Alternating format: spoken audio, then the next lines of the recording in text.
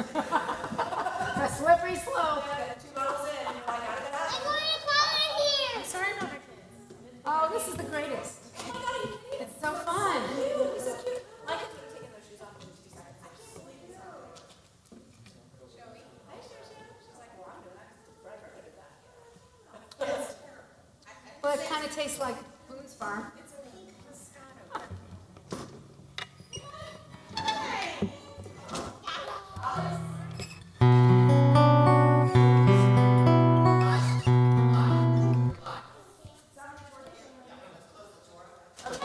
Archer, you know what? It's time that we have to close this, okay, bud? I can't realize, so you can turn off your phone. So to close it. But after services, you can open it all over again.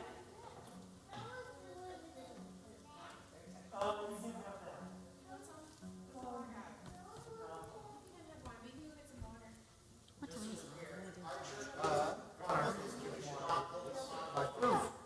Okay.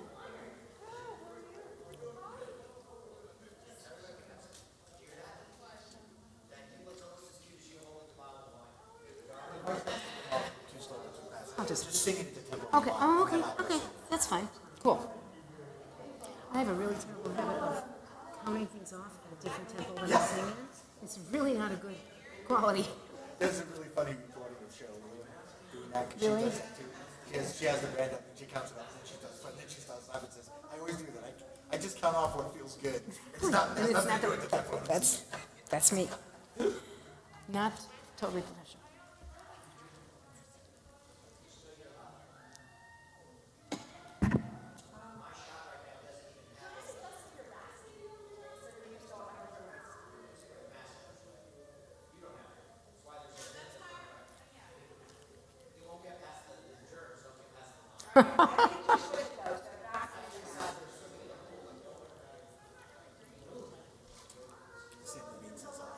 Oh. Oh, I haven't seen him in, you know, since COVID. That was the first time he played. It's the first time he played Out in audience. Oh, that's the first time he's playing? The first time I played Was it? so this is my second time with him. Well, this will be my first time with confidence. Actually, this morning was the first time that he was Oh, yeah. It's interesting. felt good. Yeah, Felt like well, normal life yeah, again. yeah. It's nice to see people.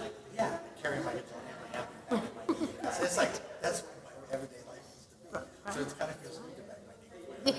I'm trying to get into it. Well, slowly. I mean, the wrist is fine. This frozen shoulder is worse.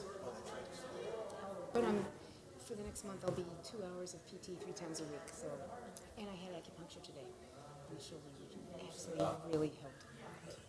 So that's the next thing. But you know, it's just fun and games. So if you hear me up at 3 o'clock in the morning again, that's why. It's like hard time sleep. Oh, I was gonna get us.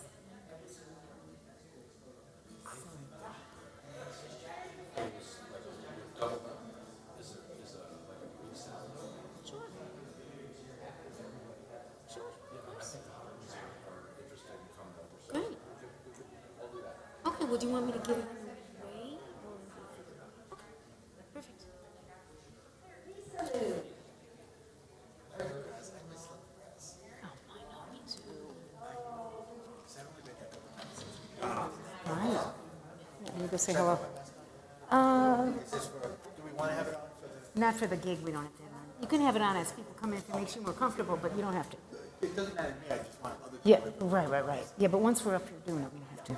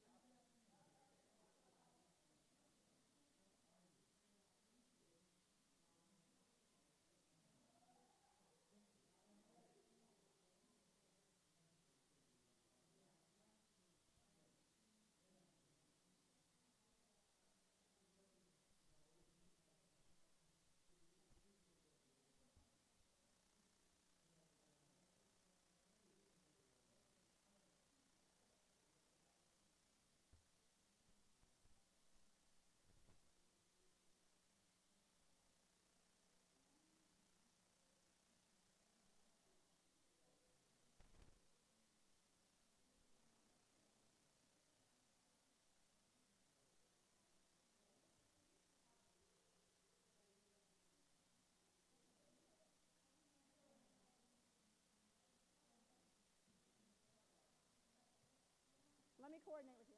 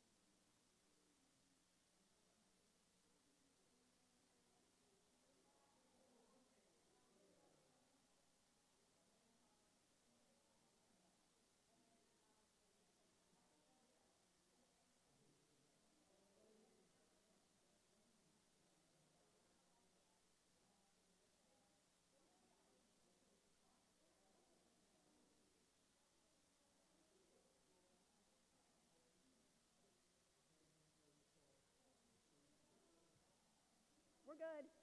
We're good.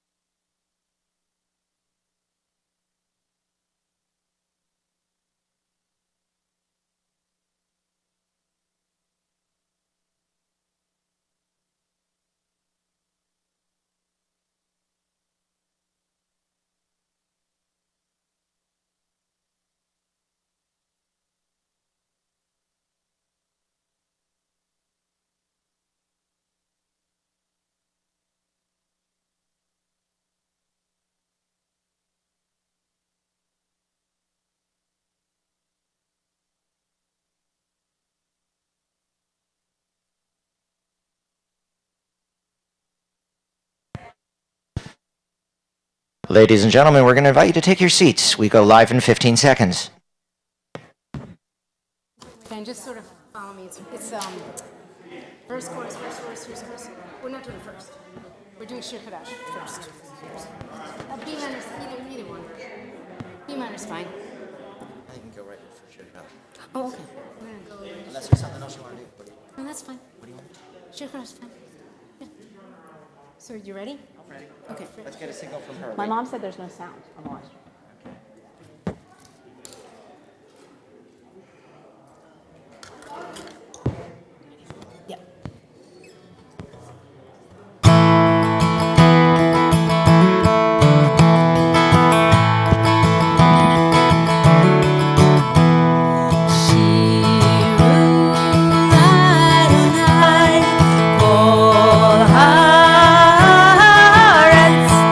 Shiru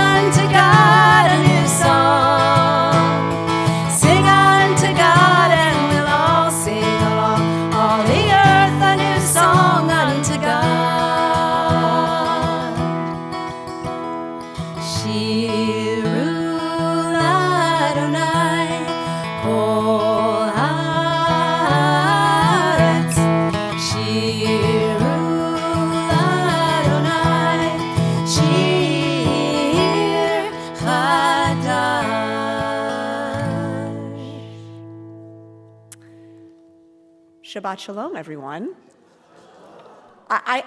First of all, who are you people? No, I'm just kidding. And what are you doing in the sanctuary? Well, Shabbat shalom to everyone still tuning in by live stream, and Shabbat shalom to our test run, past presidents and board. Thank you for joining us as we work through what this hybrid model will be like as we go forward. And it's just a pleasure to have something to look at besides that camera. Not that all of you at home I don't enjoy being with, but I'm going to not look at you for the rest of the evening. This has just been such a long journey for us, and for you as well, I know, but we've been excited about and looking forward to this for months, so we're just grateful to have you with us on this Shabbat. So, I know you still have masks on, but I also know that you're all vaccinated, and our executive director would like for us to keep our masks on. The good news is she can't really tell us what to do in about 3 weeks, but we are sad to be saying goodbye to our very special Celia Lurch. The thing is, we're not saying goodbye because Celia and Aaron and Shoshana and Archer will be wonderful members of our congregation going forward, and we're just grateful for the years we've had with Celia as our executive director, and it's hard to let her go because she's so darn good at her job. And we'll talk about Lisa a little bit later. So for now, we're just grateful that you're here with us, and we're going to invite Ron and Faith Galbraith forward to light our Shabbat candles. We usually invite them forward to light candles on the holidays, but we couldn't do that this year, so we're making up for it now in May.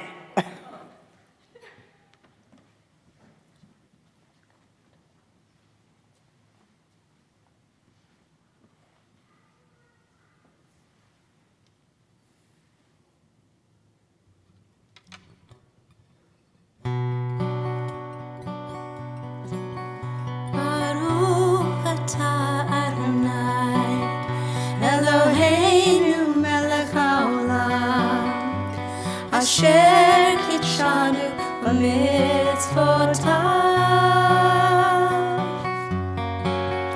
v'tzivanu lehadlik ner shel Shabbat. Praised are you, Adonai, our God, creator of the universe, creator of the universe. By your commandments we are sanctified as we kindle the lights of Shabbat.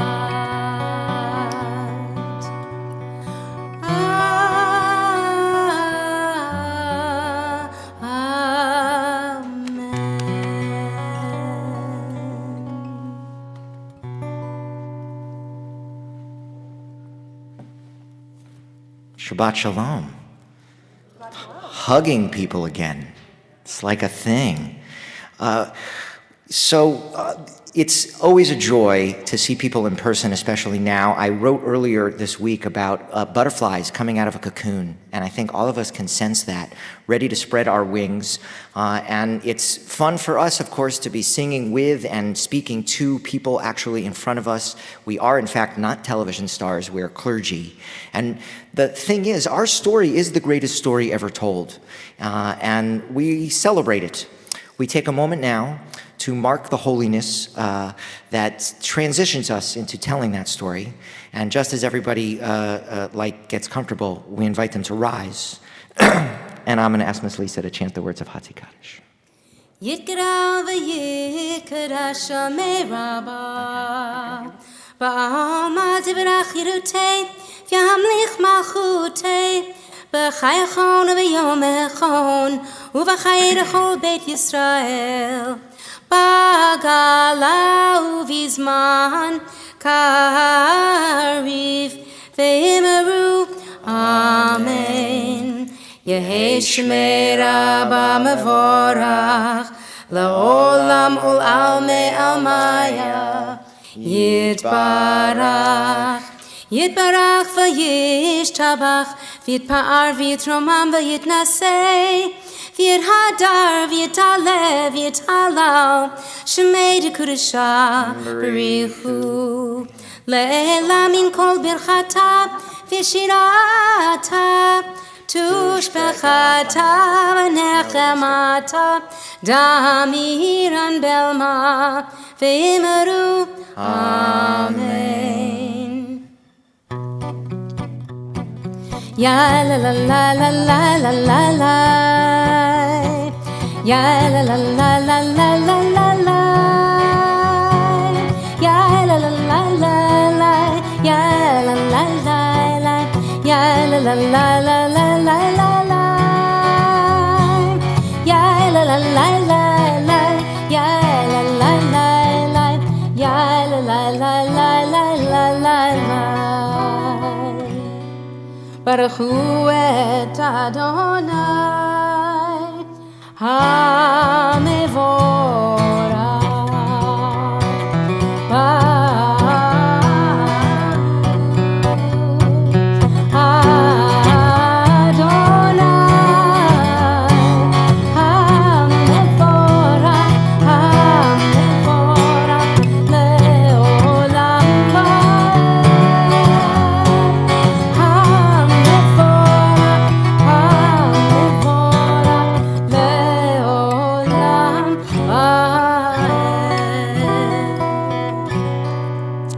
invite you here to please take your seats.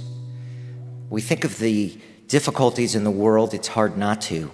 And of the story of the Jewish people, one of the parts of that story is certainly creation, and one of the parts is redemption, the idea of hope. One of the parts is revelation. We just celebrate Shavuot. It's the idea that also we have a purpose, a sacred purpose. And with all the divisions, it is our liturgy and it is our sacred Torah that reminds us constantly. It is in fact now Zoom that has demonstrated it, and the experience we have all gone through. We are connected to everyone, to all living things. And we celebrate those words from our Torah, with the words that we all know to sing, the words of the Shema.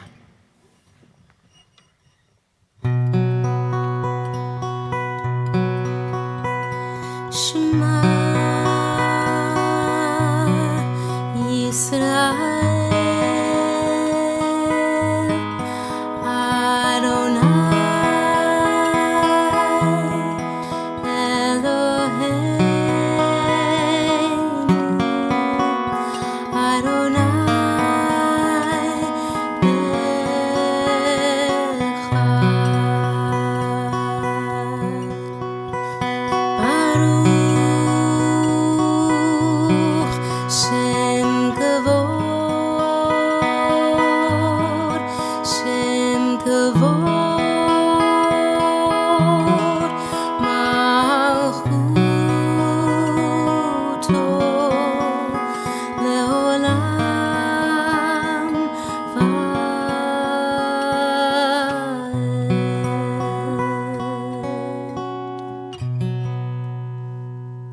Continue chanting the words of Ve'ahavta. Ve'ahavta et Adonai Elohecha b'chol levavecha u'b'chol nafshecha u'b'chol meodecha v'hayu hadivarim ha'ele asher anochi mitzavecha hayom al levavecha Vishinantam levanecha, v'dibarta bam, b'shivtecha b'veitecha, u'v'lechtecha b'derech, u'v'shavtecha u'v'kumecha, u'kshartam leot al yadecha, v'hayu letotafot b'neinecha. Uchtavtam al mezuzot beitecha uvisharecha Laman tizkeru vasitem et kol mitzvotai v'hitem kedoshim lelechem Ani Adonai Elechem asher hotzeiti etchem me'eretz Mitzrayim Liot lachem le'Elohim Ani Adonai Elohechem. So, in 1930, Winston Churchill asked, "Can a nation remain healthy? Can all nations draw together in a world whose brightest stars are film stars?" And that question is far more cogent today than it was when Churchill first asked it, because we are a culture that lionizes people who create these clever mini videos or run faster than the person next to them. Skill today is confused often with character. And children revere people who, whatever their gifts, are not role models. So we have athletes and singers in the Torah as well. There's a great physical prodigy in the Torah, Samson. Many of you are familiar, right? Samson and his strength. But he becomes a hero only when his spiritual stature matches his strength. There's a woman, Miriam, whose singing draws an entire nation into song. Her song exalts not appetite, but God. The rabbis advise us that a hero is one who can conquer himself, meaning that heroism is shaped by accomplishment and moral force. The historian Daniel Burstyn writes, "The hero is distinguished by his achievement, the celebrity by his image or trademark. The hero created himself, the celebrity is created by the media. The hero was a big man, the celebrity is a big name. To bring light and life to God's world, to struggle for goodness, such things are in fact the stuff of heroism." When the Israelites finally leave Egypt and come to the Sea of Reeds, it's not Moses, our hero of the story, who guides the Hebrews to freedom. It's a singular man named Nachshon ben Aminadav, who has the courage, Herculean courage, to step into the sea and to guide his people in that direction, really having no idea how it's going to come out. That's heroism. We only know his name because of what he did for so many others. And so we sing the words of Michamocha with the idea of all the heroes inside of us and the heroes we know in mind.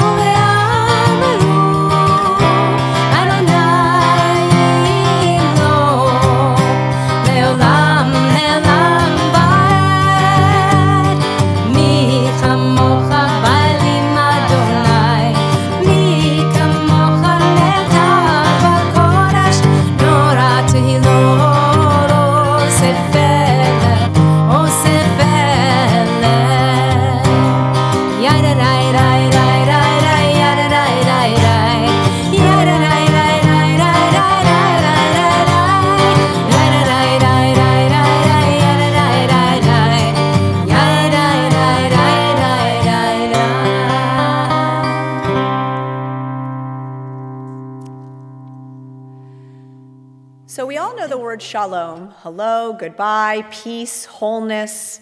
But the word or the phrase shalom bayit means peace or wholeness within the house. It means that there's connection and goodness that exists between people. Shalom bayit can be used for families or communities. We say is there shalom bayit, is there peace between people.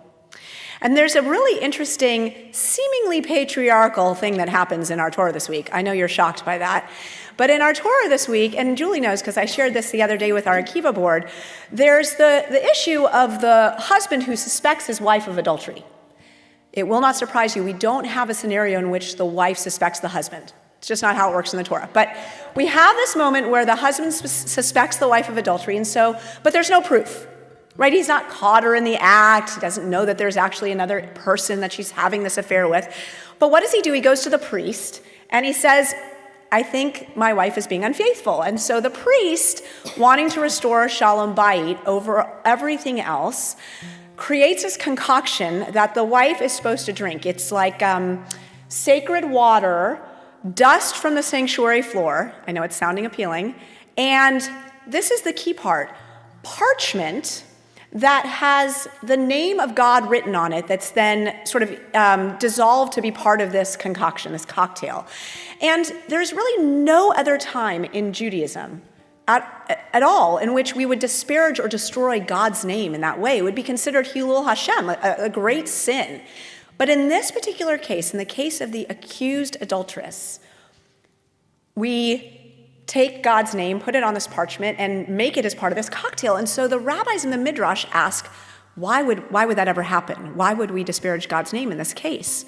And they come up with, or they surmise that the reason is because it is more important that there be goodness and peace between people than that we in vain or superficially honor God's name. That in fact, the only way that we make God manifest, that divinity exists in the world, is when there's goodness between people. So the effort and the importance of restoring kindness, and you can take, in this case, it's a husband and wife, as the Torah gives us, but it could be any kind of relationship between parents and children, between siblings, between friends, that if that's not there, if that sense of shalom is not there, then God can't be there.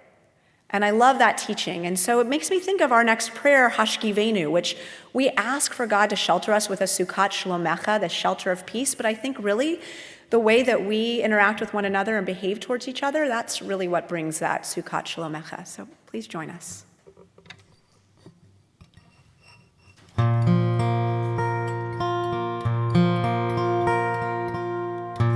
Hashkivenu Adonai Eloheinu l'shalom, l'shalom, v'hamidenu shomrinu l'chayim, ufros aleinu sukkah shlomecha, ufros aleinu sukkah shlomecha.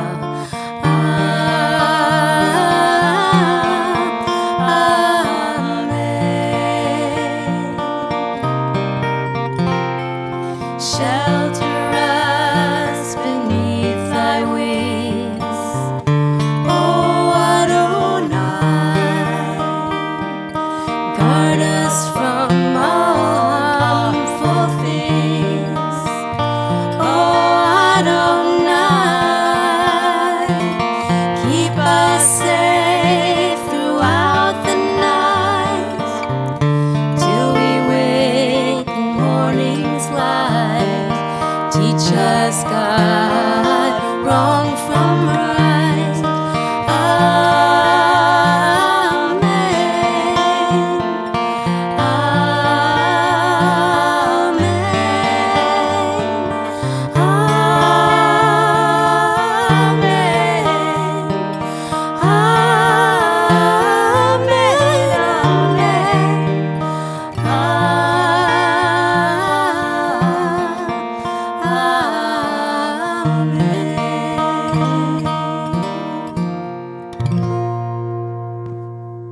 Amen. Can the other rabbi just throw a rabbinic wild card in? Yes, it's the voice of God from the back of the At sanctuary. this moment, I'm one of the directors, all right? Look at the He is chair. literally sitting in a director's chair that says Rabbi Flip. It They was a just gift got for it his for birthday. me. We take this break in our service to celebrate the Sabbath with a wild card song, because normally we would now invite everyone to watch Shabbat Shaban and sing Yismachu, but that part's not working. So Shalom Aleichem? What do you guys want? All right, Shalom Aleichem. Let's do it. Hold on. We gotta go back to I'll keep talking. We just need to hope that Rabbi Flip finds a new soloist or cantor who's willing to punt as much as Lisa's willing to punt with him. It'll just take I don't 15 think it years to build exists. rapport. How about we welcome and pray for the Sabbath angels? All right. Here we go.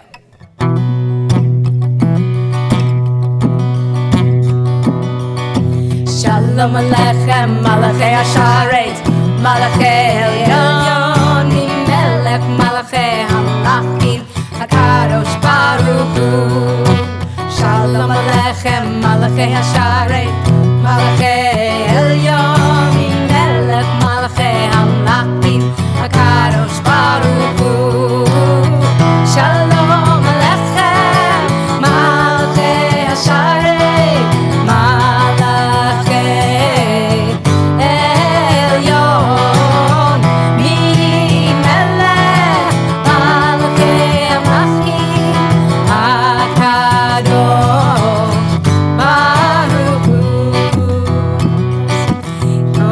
Shalom, Malachei Hashalom, Malachei Elyon, Melech Malachei Hamlachim, HaKadosh Baruch Hu.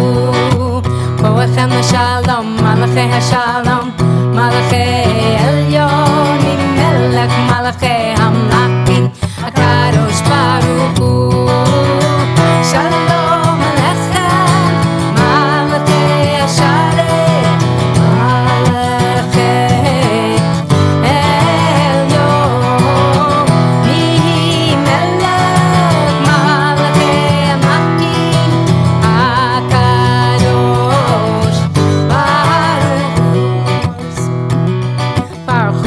Shalom, Malachei Hashalom, Malachei Elyon, Melech Malachei Hamlachim, HaKadosh Baruch Hu. Baruch Hu Shalom, Malachei Hashalom, Malachei Elyon, Melech Malachei Hamlachim, HaKadosh Baruch Hu. Shalom Aleichem, Malachei Hasharet,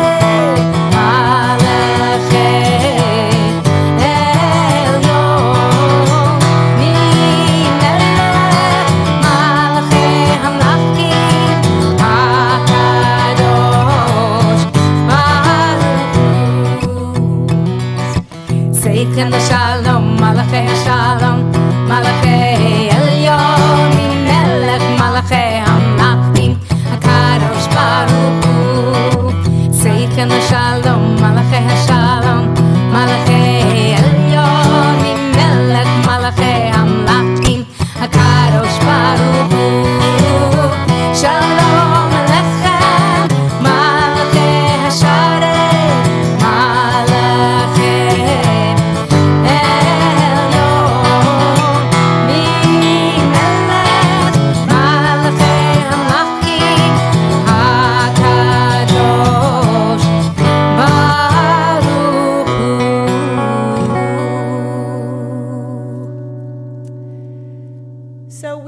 That you're probably excited to be here because it's your first live sanctuary service, but it's probably just your first live music experience in a while. And I feel honored to be included in this repertoire of live music. So I'm sure many of you read your email, and if you didn't, I hate to be the bearer of bad news, but our amazing Lisa Silver will be retiring in a little over a year.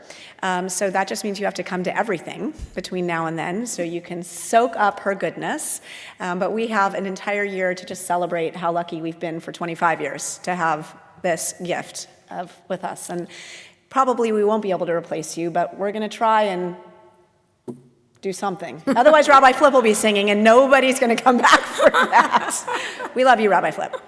All right, so anyway, we look forward to the many ways that we get to celebrate Lisa in the coming year. And even though Lisa lives in Florence, Alabama, she'll still be a part of this congregation and hopefully singing on this bema for years to come. So You'll have plenty of time to get sick of me. thank you. They're clapping for that. So let's see, we have 2 staff members who are leaving, and Howard, I hate to break it to you, but I'm just kidding, we're not going anywhere. I think you have us through 2038, something like that. I don't know if you'll want me that long, but that's how long you've got me. All right, So we are going to continue by inviting you to rise for the Amidah. Adonai tzifatai tiftach ufi yagi tehilatecha. Adonai, open up my lips that my mouth may declare your praise. Baruch atah Adonai, Eloheinu v'Elohei avotenu v'imotenu, Elohei Avraham, Elohei Yitzchak v'Elohei Yaakov, Elohei Sarah, Elohei Rivka, Elohei Rachel, v'Elohei Leah, Ha'el Hagadol, Hagibor v'Hanora, El Elyon, Gomel Chasadim Tovim, v'Konei Hakol, v'Zocher Chasdei Avot v'Imahot, Umevii Geula Livnei v'Nehem, L'ma'an Shemo be'ahava, Melech Ozer u'Moshia u'Magen, Baruch atah Adonai, Magen Avraham be'ezrat Sarah. Ata gibor la'olam Adonai, Mechayeh hakol ata rav lehoshia, Mechalkel chayim bechesed, Mechayeh hakol berachamim rabim, Somech noflim v'rofech cholim, Umatir asurim, Umekayem emunato, Lishene afar, Nichamocha bal gevurot, Umido melach, Melech memit umechayeh, Umatzmiach Yeshua, V'ne'eman atah lehachayot hakol, Baruch atah Adonai, Mechayeh hakol. Atah kadosh v'shemecha kadosh, U'kadoshim b'chol yom yahalelucha selah. Baruch atah Adonai, Ha'el HaKadosh. We take the next few moments for your own silent prayers. Find your seat when you're ready.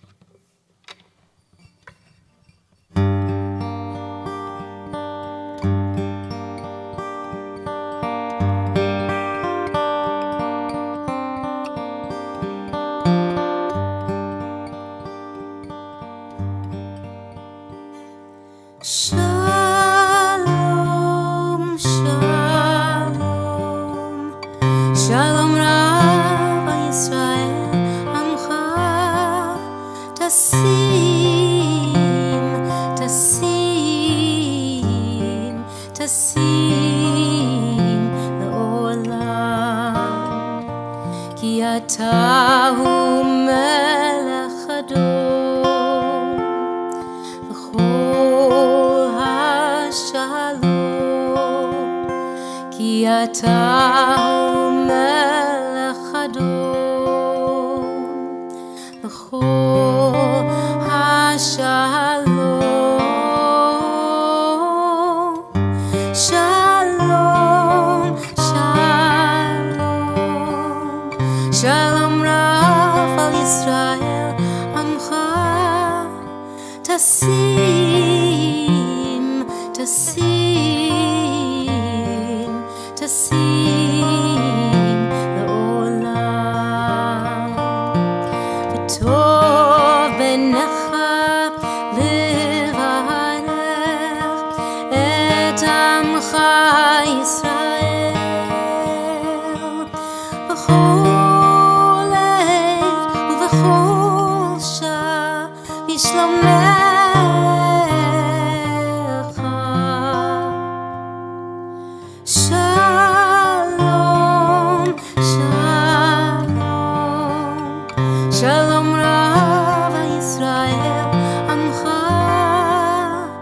Tasim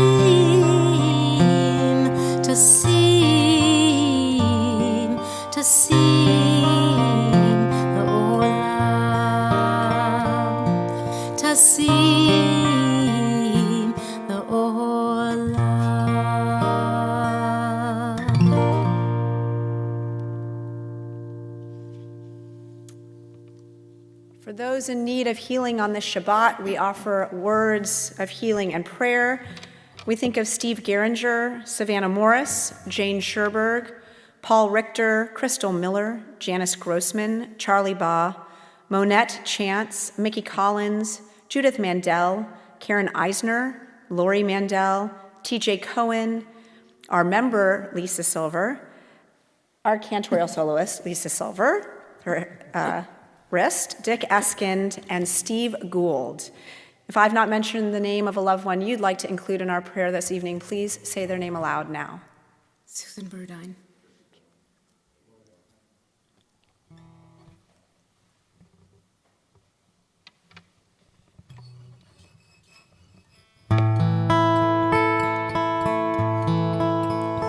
For the hurt of body and of soul, for the suffering and pain, as you heal the ones who came before, may you heal us just the same.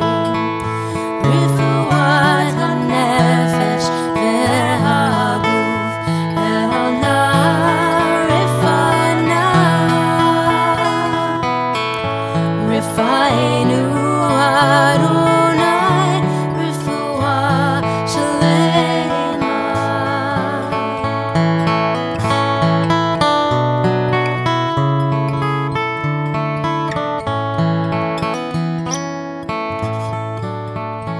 Refuat hanefesh ve'haguf elna refana. Refainu Adonai, refuah shalema. For the hurt of body and of soul, for the suffering and pain, as you heal the ones who came before, may you heal us just the same. As you heal the ones who came before, may you heal us just the same.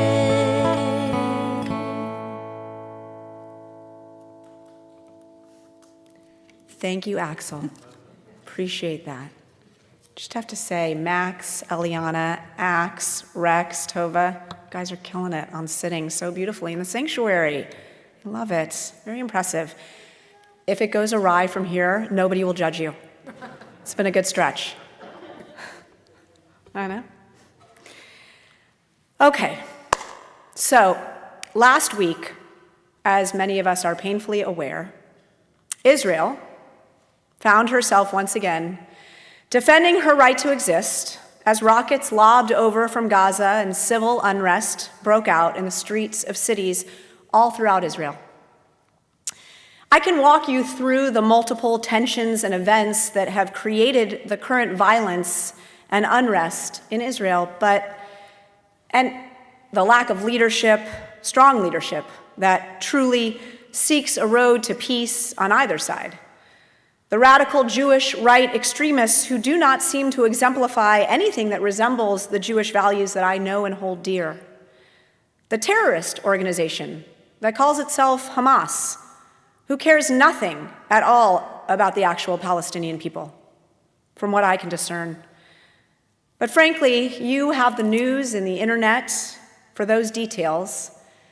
And while I can and would caution you to scrutinize what you read and ingest about Israel very carefully, and I'm sure you already do, tonight I want to talk to you about why these past 11 days have probably been the most vulnerable I have ever felt as a white American Jew. On Tuesday morning, this week, I woke up to a post from a dear friend of mine, so dear I think of her as a sister. The post that she sent me was a picture of a Palestinian man holding his dying 12-year-old son in his arms, and she wrote, "When is this going to stop? Come on, Israel, enough." Now, before I share my response to her with you, let me take you back to last week, well, even the week prior now, for some context as to why I responded the way that I did. On May 4th, our congregation, in partnership with the Jewish Federation and 3 other synagogues across the country, held an evening with the journalist Barry Weiss. Weiss is the author of How to Fight Anti-Semitism. And in the webinar, she challenged all of us to think about how we can stand proudly as Jewish Americans today, and to think about how and if we suppress or even sideline our identity and often our support of Israel in order to fit in with the progressive left, whom she dubs the cool kids. Now, I know that many of us, maybe not all, but many of us support the objectives of progressive movements like Black Lives Matter, which this week has gone full-fledged on Free Palestine, or the Women's March, or issues like reproductive rights. But others in those same circles, often the leaders of those social movements, call for us to strip away our commitment to Jewish distinctiveness and to renounce the oppressive Israeli regime. And then there's the 217 Democrats who just voted to cut funding to the Iron Dome. What is an American Jewish Democrat social activist to do? Weiss says, "Don't cave." I heard her words loud and clear. They weighed on me in a very good way, and I shared her message broadly ever since. Soon after she spoke with us, violence and strife exploded in Israel. I was never confused as to my allegiance or support of Israel to defend herself, despite my frustration with the religious Jewish right and their role in incitement. My 15-year-old daughter, who has been to Israel 2 times, maybe 3, I think 2, attended the Akiva Day School, spends her summers at Jewish summer camp, asked me in the car 2 days ago, "Mom, girls in my class are posting Free Palestine on their social media. What does that even mean?" So I tried to explain it to her in 15-year-old terms. I said, "Well, my love, Free Palestine is a shortened version of a full slogan that reads, 'Free Palestine from the river to the sea.' It means from the Mediterranean to the Jordan, which means ostensibly getting rid of 6.5 million Jews from their ancestral homeland. Now, some would argue that Jews are not indigenous to Israel, but then where did they come from? And if that's true, why does Israel host so many Jewish religious artifacts and archaeological sites featuring Hebrew inscriptions? And if someone who is Irish chooses to reside in Ireland, is that a form of colonialism? I wonder, sweetheart, if the same school friends of yours who are posting Free Palestine on social media are also protesting the destruction of the Rohingya in Myanmar. Or do they just think that Israel is really, really bad? Eden interjected, "Well, some of my friends are actually posting Palestinian Lives Matter." Great. They're quoting someone you've probably heard of, Bernie Sanders. Remember the older gentleman in the chair who ran for president? That's how she knows. Let's talk about Palestinian Lives Matter. Do you think that Israelis think otherwise? Because I don't know any Jews or Israelis who are not completely torn up and distraught over the death of civilians in Gaza and wish desperately that a peaceful resolution could be found that would allow all Israelis, all of Israel's inhabitants, to live safely and securely in that land. In fact, and this is important to remember, my love, that such an offer has been presented to the Palestinians time and again, to be fair to their leadership. A true two-state solution, words you've probably heard your dad and I and your Saba and Savta argue about from time to time. Such offers have always been turned down. So when your friends post things like Free Palestine, just remember that a situation as complex as the one between Israelis and Palestinians cannot be summarized in a simple meme, and that your friends are likely getting their information from Twitter, TikTok, Instagram, Dua Lipa. These are not the most reliable news sources, just saying. But I've been thinking about Eden's question ever since she asked it, and last week, I heard about a group recruiting heavily on college campuses called If Not Now. Sounds familiar, right? The Hillel quote, if not now, when? Their platform is big on Jewish identity, but very low on support for Israel. In fact, they promote BDS, boycott, divestment, and sanction, as a strong way to pressure Israel.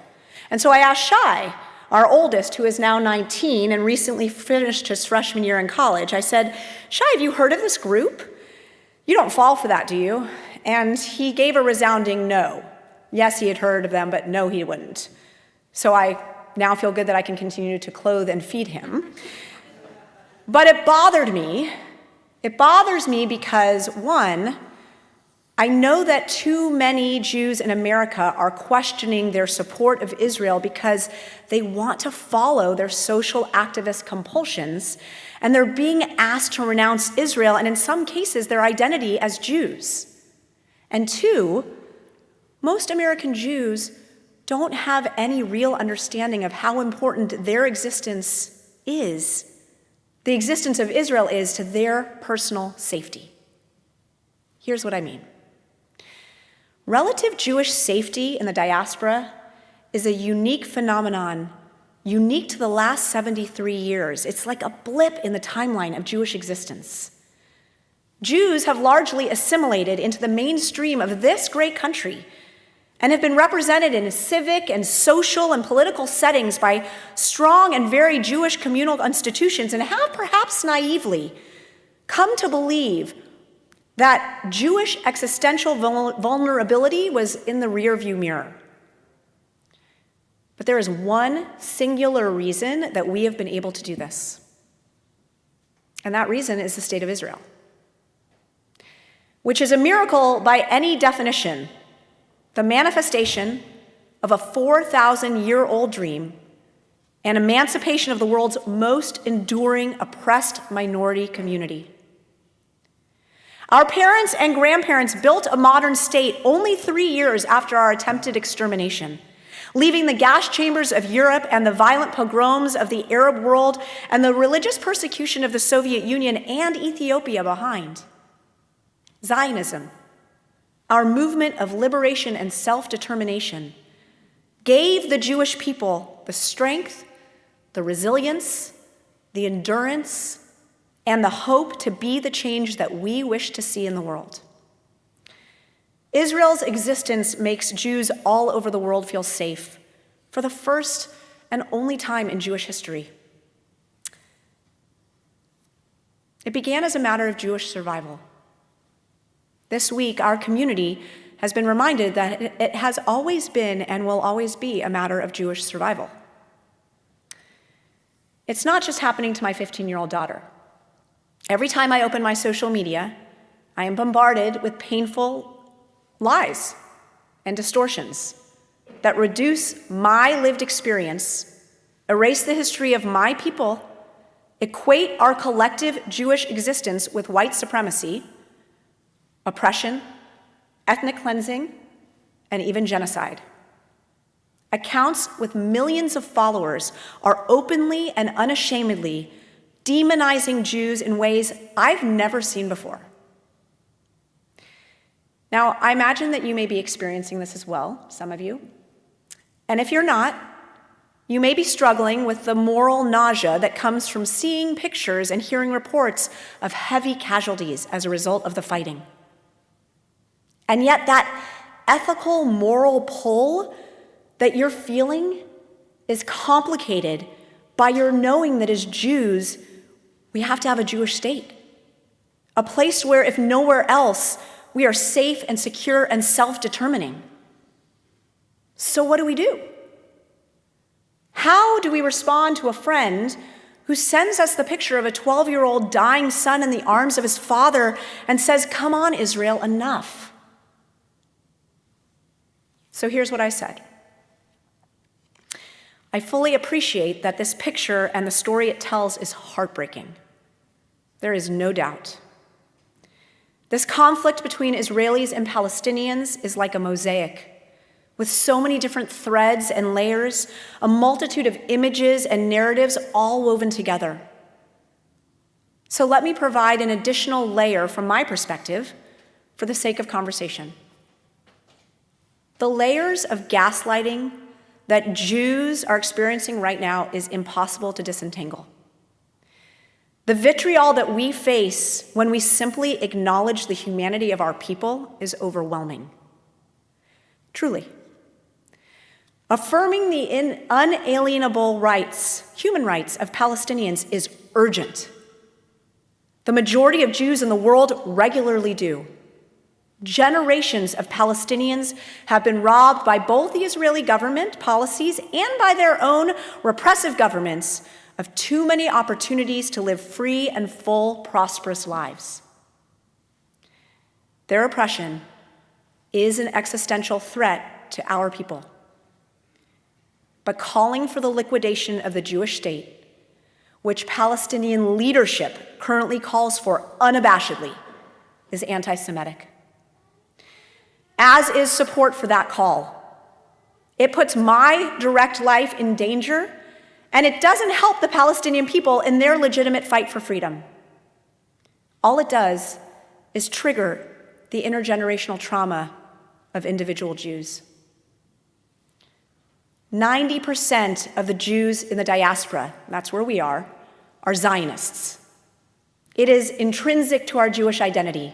It means we support a Jewish democratic state and the birthplace of the Jewish people in the land of Israel. It means we support the right of our people to live in safety, with sovereignty, in peace. When the right of Israel to exist or defend herself is called into question, so is my and your singular identity. Now, I fully understand and have a deep sense of empathy for the plight of civilians under fire and the awful images of maimed children and dead civilians. And I understand a desire to point towards a culprit and define a terrible situation in terms of good and evil, the propensity to equate powerlessness with nobility and power with corruption. But it cannot be done in this case. Hamatzav, the situation, as it is referred to in Hebrew, is far too complex and far too nuanced to simplify, and that it's not a cop-out. Just this recent bubbling over of tensions itself is complicated and impossible to reduce to categories of right and wrong. I ended our exchange by saying, you know what I'm really angry about? Not that you messaged me with the picture you sent. I'm angry at a world that has hated the Jew for so long and so deeply that I am forced to choose loyalty to a Jewish homeland that must exist for my personal security and that of my people at the expense of innocent human lives, Israeli and Palestinian. Why is that even a choice? I know that claims of being pro-Israel have been weaponized by those who advocate a particular version of Zionism and nationalism. I decry the partisan smothering of the diversity of ways to love and support Israel. That reality makes this response even more complex. But I insist on owning the possibility, I would say necessity, of an authentically liberal Zionism, one that sees a democratic Israel side by side with a free Palestinian people, each committed to peaceful coexistence, because I just don't see any other way. To advance that vision, will require a commitment to hear each other's stories and to absorb each other's realities.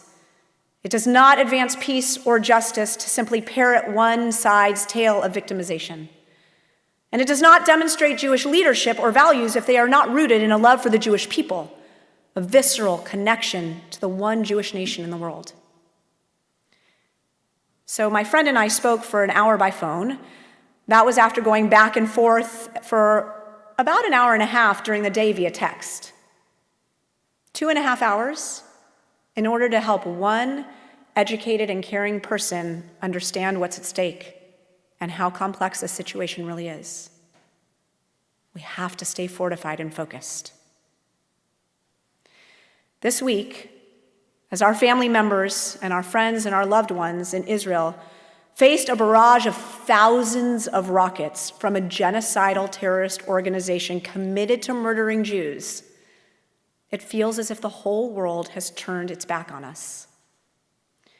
I am supremely grateful to our non-Jewish allies who stand with us and recognize our humanity and declare their commitment to fighting for both Israelis and Palestinians and prove their dedication to addressing the extreme rise in anti-Semitism that has terrified our community. And I want to thank particularly our Congressman Jim Cooper, who voted to continue supporting funding for the Iron Dome. You should know. My heart breaks that being an ally to Jewish Americans in this moment requires Herculean courage, and that my own kids, who are 15 and 17 and 19, have to muster the same social courage to be proud, Israel-loving Jews. So I end with these words by the very brilliant Rabbi Melissa Beyer Whitman. I grieve for the brokenness I see, for the sun-drenched streets I remember so fondly, now shrouded in smoke and rubble. I ache for my friends and family cowering in bunkers, covering their ears, praying for the swift end to the carnage. I pray for the strength to rummage through the posts and the pundits and the finger-pointing. Give me the compassion to forgive the venom, the anger, those arming themselves with vitriol instead of facts.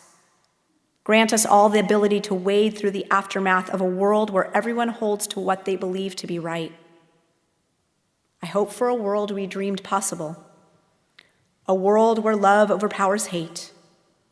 I have faith that we can build a world free from violence, a world where fear doesn't shackle us to our side, where difference doesn't lead us to commit injustice, or worse, the death of innocence. I grieve, I pray, I hope, but the truth is, each of us plays a part. So God, I ask that you give me the courage to be an instrument of peace. Amen.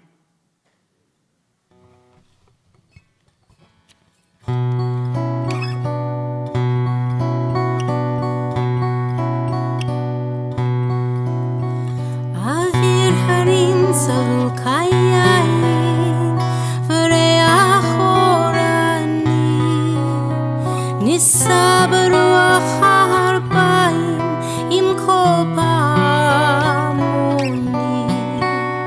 ובתרדמת אילן ואבן שרויה בחלומה העיר אשר מדד יושבת ובלבה חומה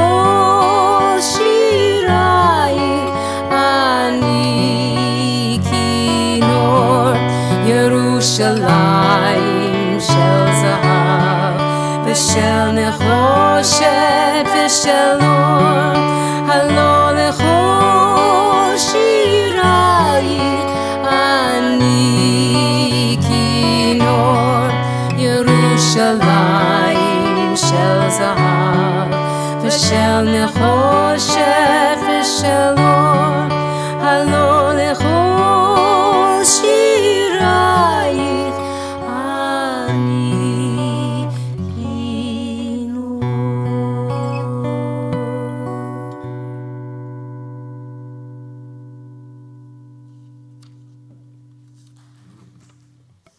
He can clap for me.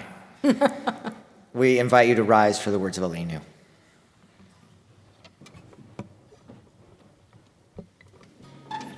עלינו לשבח לאדון הכל, לתת גדולה ליוצר בראשית, שלא עשנו כגויי הארצות, ולא שמנו כמשפחות האדמה, שלא שם חלקנו כהם, וגורלנו ככל המונם, ואנחנו קוראים ומשתחווים ומודים לפני מלך מלכי המלכים הקדוש ברוך הוא. ונאמר והיה אדוני למלך על כל הארץ ביום ההוא יהיה אדוני אחד ושמו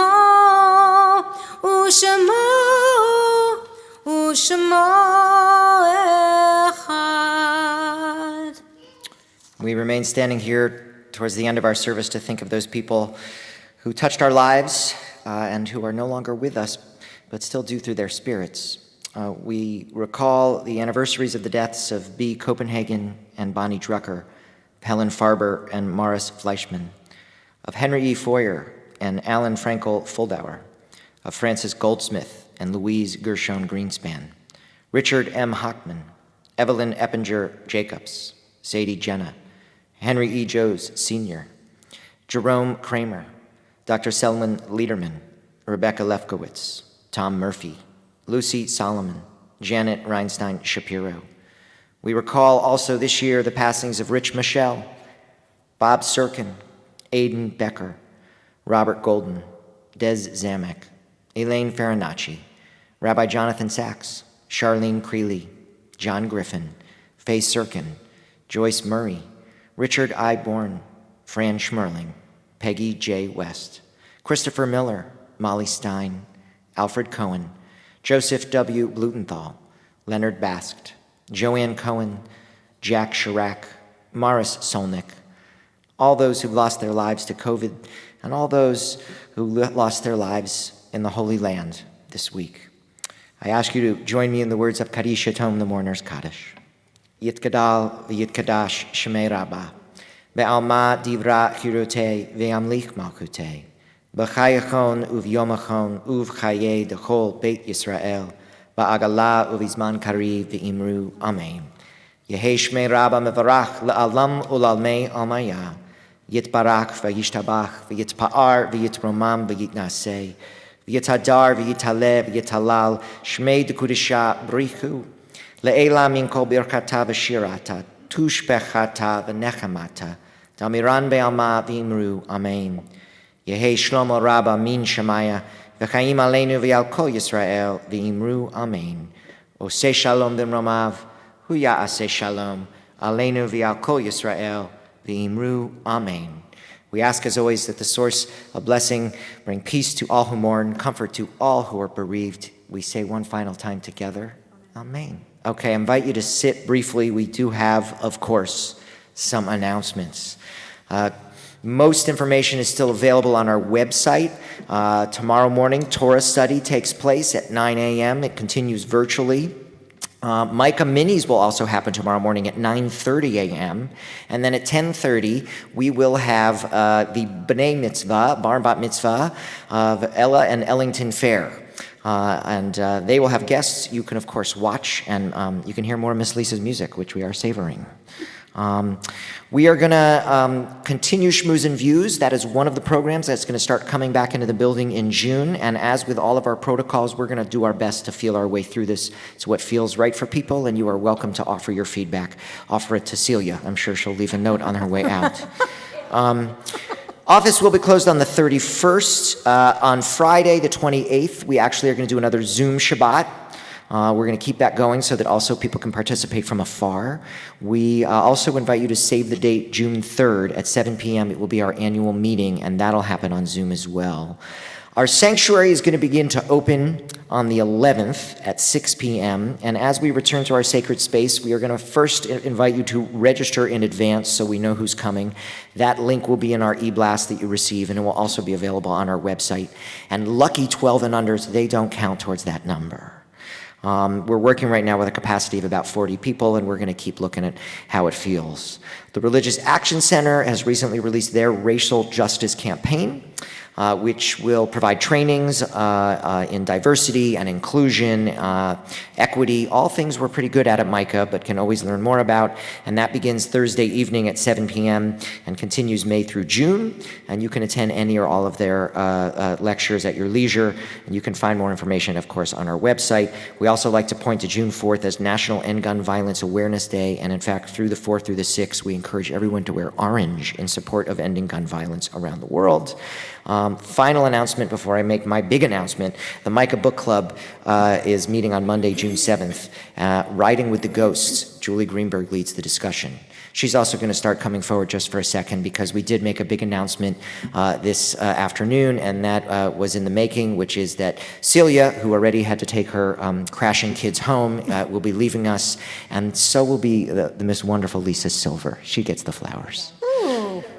Yeah, it's just the first of many gifts, so we can have a real long, dragged out goodbye. And the truth is, it's not a goodbye, because we are hoping you will stay with us in an emeritus status and be a special guest star singer, and we cannot wait for you to help us onboard the next person who can stand next to me and make services spiritual and magical.